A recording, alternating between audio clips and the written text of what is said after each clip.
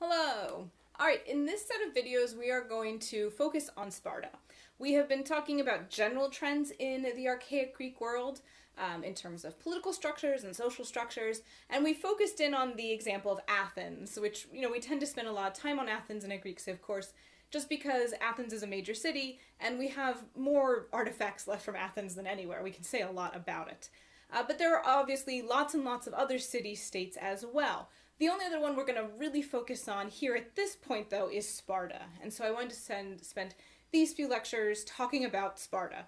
And one of the reasons I want to talk about Sparta is, A, it's very important, right? It's going to show up a lot in Greek history as well. And B, it's kind of weird, right? For lack of a better word. It kind of bucks a lot of the trends we were talking about. Its social setup is essentially unique in the Greek world, and so it's well worth taking a closer look at.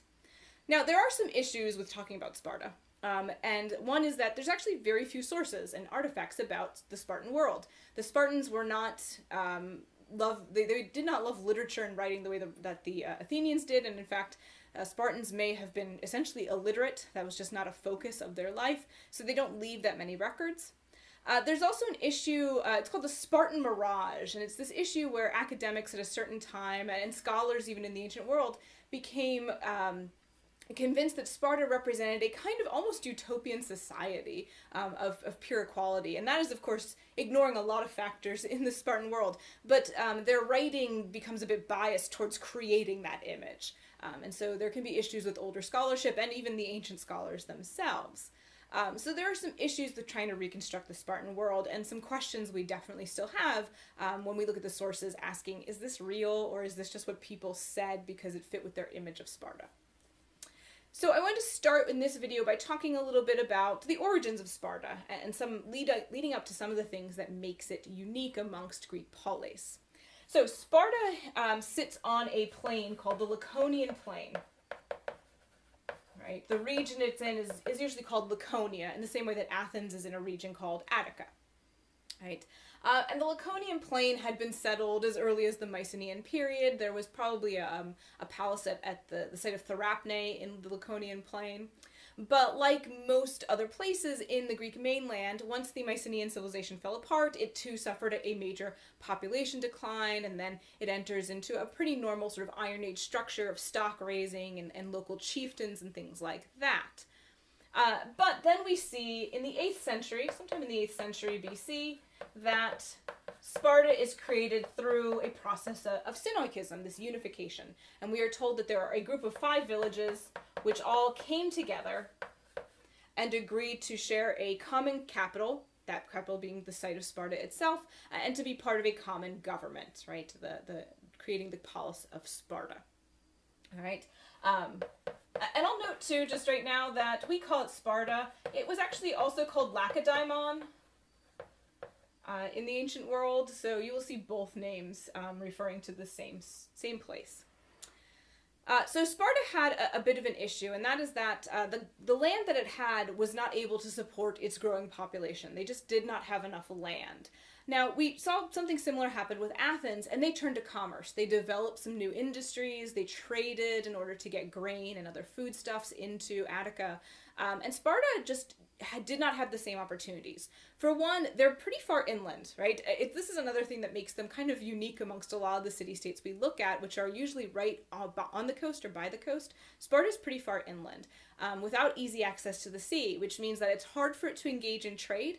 It also doesn't do a lot of colonization. It's hard for it to send out expeditions to places that might have better resources. And so these kinds of methods are not really open to it. And what it does instead is it conquers its neighbors, right? The first thing it does is it conquers that Laconian plain, right? So we have the conquest of the entire Laconian plain. And it brings all the other villages and all the other political units that existed there under its control, okay, until it rules the whole thing. This was not enough, though. Following its defeat of the Laconian plain, it turns to its neighbor. And just by Laconia is another plain called the Messenian plain. And Sparta conquers this as well in what's known as the First Messenian War. It's hard to date exactly, but scholars tend to put it at around 720 BC. Right? Sparta conquers the Messenian plain as well. And once it has finished these conquests, it sets up a distinction amongst different people. You have the Spartans themselves, the people who live in the polis of Sparta and those 5 villages that made it up. And then you have the Laconians, the people that lived in the Laconian plain.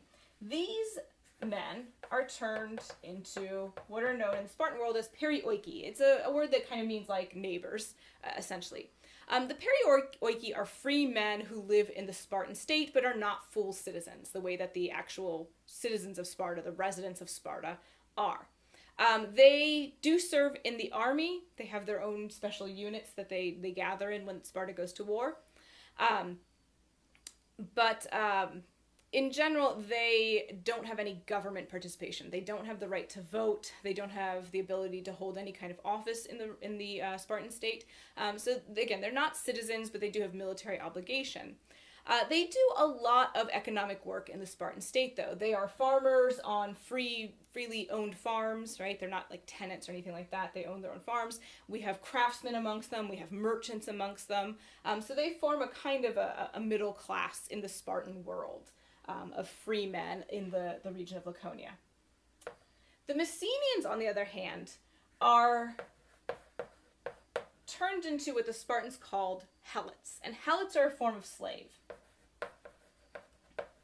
We're going to see that Sparta takes the land in Messenia and divides it up into plots, and the people who live on those plots become slaves tied to that piece of land.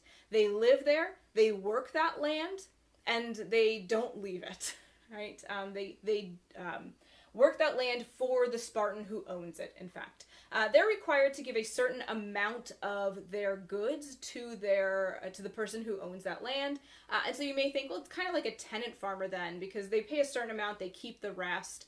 But they are in fact slaves, because they're not free to leave, for instance, or to say, I'm not going to work for you anymore, I'm going to move somewhere else. They are tied to that land. They also suffer in other ways. The Spartans make them wear certain kinds of clothing, like really rough clothes, so that they're distinguished from actual perioiki or the Spartans themselves. They are subject to beatings at least yearly, right? They're always beaten at least once a year as a way to remind them of their place. But they do have a couple advantages over other kinds of slaves. For as much as they're tied to that land, that can be an advantage, because you're not allowed to sell a helot off of the land that he or she is tied to. And so in this way, they can't be sent abroad or broken up either. They stay as family units, and they can't be broken up the way that other slaves can. So they at least have that going for them. Okay, so yeah, we have these 3 types of people then in the Spartan world. We have the Spartans, they're also called the Spartiates. These are the people who live in Sparta and are essentially full citizens. They participate in the government. They own estates in Messenia, which is where they derive their sort of economic support and all that. You have the perioiki, which are free non-citizens living in the Laconian plain and engaging in various activities. And then you have the helots, who are slaves tied to estates owned by the Spartiate, right? And so those are the 3 groups of people that emerge in the Spartan world. So with all of this conquest, Sparta actually becomes one of the largest polis in terms of geographical size. It controls about 3,000 square miles of territory, which is a huge amount for the Greek world. But it's sparsely populated. They're not the most populous place. But they are one of the biggest, and we're going to see that they're going to become one of the strongest, if not the strongest, in terms of its military. So we'll discuss the reasons for that in our next video. All right, thanks for watching. Bye.